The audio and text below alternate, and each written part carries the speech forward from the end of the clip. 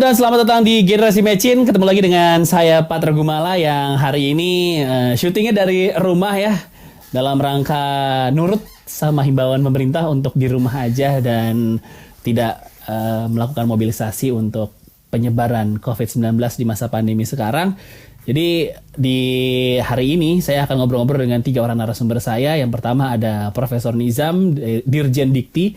Saya mau nanya-nanya gimana sistem perkuliahan dan perguruan tinggi selama masa pandemi. Setelah itu saya juga akan ngobrol-ngobrol dengan salah seorang pasien yang dulu sempat positif COVID-19 dan sekarang sudah dinyatakan negatif, kembali ke rumah dan menjalankan aktivitasnya sehari-hari.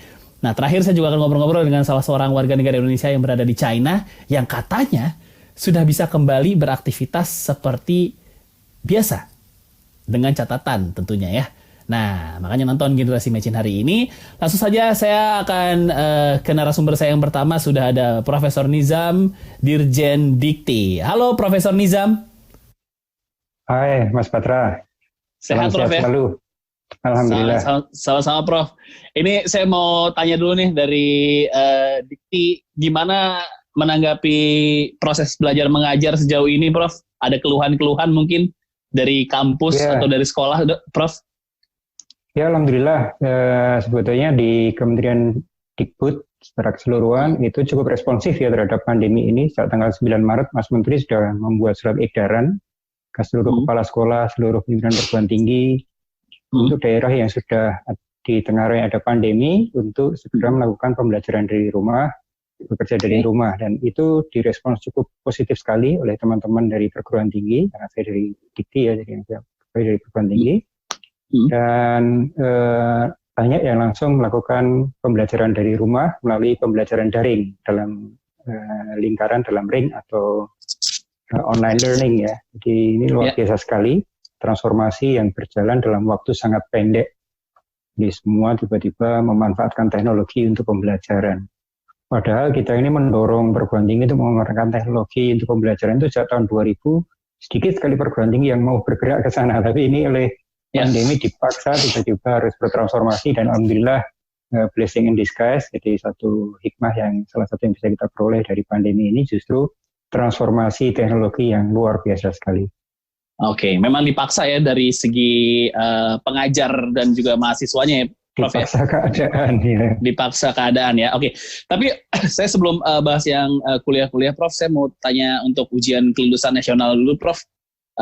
Prosesnya seperti apa sih Prof untuk ujian online-nya kemarin, Prof?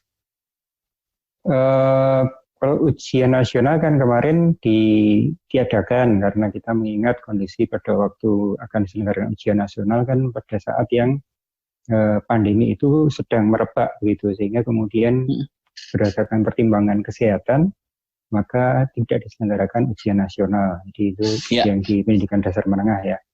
Kemudian tuh di pendidikan tinggi, di perguruan tinggi kan ada tes masuk perguruan tinggi. Betul. Nah, tes masuk perguruan tinggi itu biasanya diselenggarakan di bulan Mei, tapi karena kita melihat situasi saat ini di mana pandemi sedang memasuki puncaknya, maka oleh teman-teman dilakukan penyesuaian jadwal. Jadi rencananya ujian masuk ke perguruan tinggi untuk yang negeri itu akan diselenggarakan pada awal Juli. Diharapannya prediksi-prediksi berjalan dengan baik dan kita semua taat tertib dengan anjuran pemerintah, himbauan pemerintah, maka mudah-mudahan di Juni ini pandemi sudah akan bisa kita atasi sehingga di awal Juli mudah-mudahan sudah kembali ke normal. Jadi ujiannya diselenggarakan pada pertengahan bulan Juli.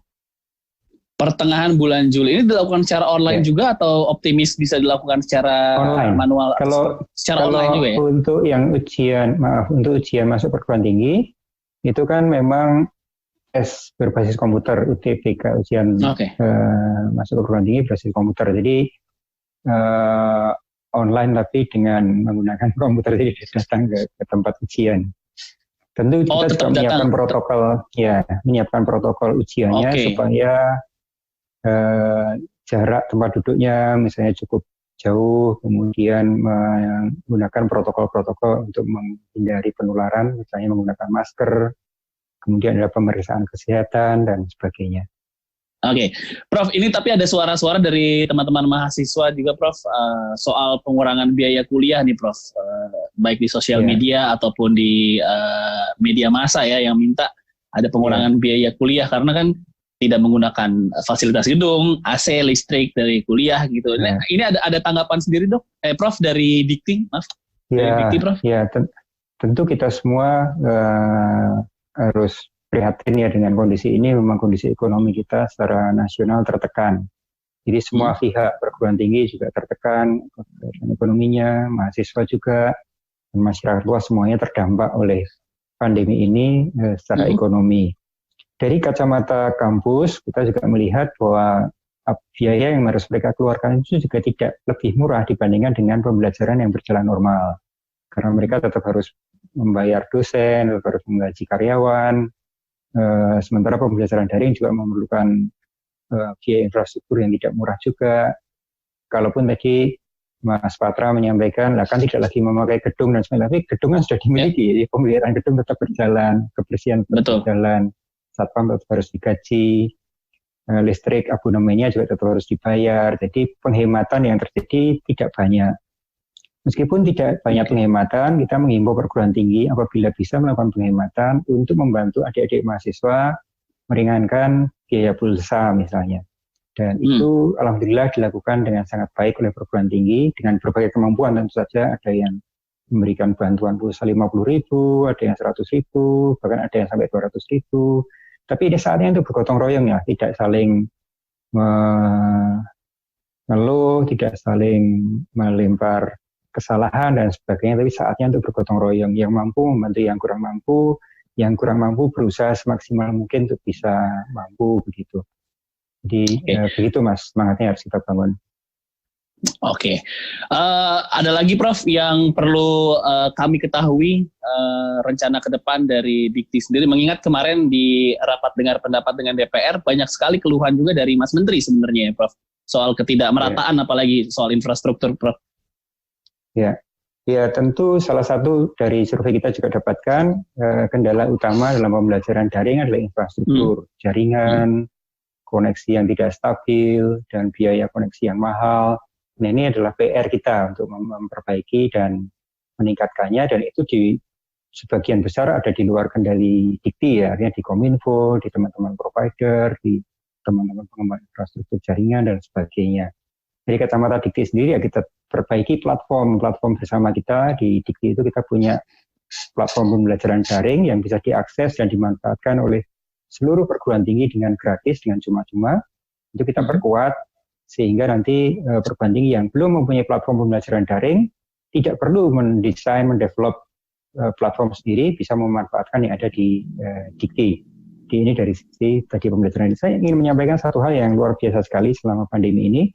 Kita mendorong perguruan tinggi untuk melakukan riset terapan, applied research, yang bisa berdampak pada upaya mitigasi pandemi ini. Dan itu responsnya luar biasa sekali dari perguruan tinggi. Apresiasi saya untuk teman-teman di perguruan tinggi, para sivitas akademika, rektor, dekan, dan seluruh dosen maupun mahasiswa. Luar biasa sekali yang mereka lakukan, mulai dari pembuatan APD yang saat ini sedang langka, pembuatan masker, pembuatan face shield, dengan berbagai macam teknologi, printer 3D, teknologi manufaktur, molding, dan sebagainya. Dan itu semua diproduksi secara sukarela oleh perguruan tinggi dan dibagikan ke rumah sakit, ke masyarakat, dan sebagainya. Membuat hand sanitizer, membuat desinfektan, dan menyemprot fasilitas umum dengan sukarela, dengan relawan-relawan ini. Luar biasa sekali. Dan ini sejalan dengan konsep Merdeka Belajar. Jadi mahasiswa bisa melakukan kegiatan kemanusiaan dan itu bisa disetarakan dengan SKS. Entah itu sebagai KKN maupun sebagai bentuk-bentuk pembelajaran yang lain. Mereka membuat wastafel di tempat umum, filter udara untuk di rumah sakit, kemudian sterilisasi dengan drone, dengan disinfektan chamber, robot nurse kemarin teman-teman ITS. Kemudian swab chamber, teman-teman di UGM mengembangkan. Ventilator, ini yang luar biasa sekali ventilator Mas. Ventilator itu alat kesehatan yang paling kompleks dan langsung berhubungan dengan nyawa manusia. Dan itu dalam posisi yang langka, seluruh dunia langka ventilator. Amerika pun juga teriak-teriak, kita lihat di televisi bagaimana Pak Presiden Donald Trump itu memerintahkan Ford, memerintahkan Tesla untuk membuat ventilator. Dan kita, perguruan tinggi, langsung semuanya melakukan riset ventilator, dan dalam waktu hanya 1 bulan, itu prototipe ventilator sudah jadi. Dan beberapa sekarang sudah lolos uji sertifikasi dari Kementerian Kesehatan dan siap diproduksi. Ini luar biasa sekali, lompatan yang dahsyat sekali bagaimana bahwa kita sebetulnya bisa. Kita bisa membangun teknologi bangsa. Nah, ini harus dipertahankan. Oke, berarti memang ada inovasi di balik sebuah banyak sekali. Sebuah di balik pandemi ini membawa hikmah kita semua untuk jadi inovator dan membangun teknologi anak bangsa. Baiklah, Profesor Nizam, terima kasih untuk waktunya. Masih banyak kesibukan lainnya. Kita juga masih berharap ada rencana-rencana tambahan lagi yang jelas untuk meringankan mahasiswa dan para orang tuanya dan juga dosen, Prof. Kebetulan saya juga dosen di UI, Prof. Iya. Memang kami pengajar juga agak mengalami kesulitan karena memang dipaksa secara cepat ya, secara mendadak bahkan untuk beralih dari proses mengajar tatap muka ke daring ini, Prof. Siap. Tapi terima kasih Profesor. Kita luar biasa sekali. Ya. Betul, Prof. Sehat selalu. Terima kasih Prof. Nizam. Sama-sama. Terima kasih juga untuk teman-teman Dikti dan selamat siang. Selamat siang. Sehat selalu.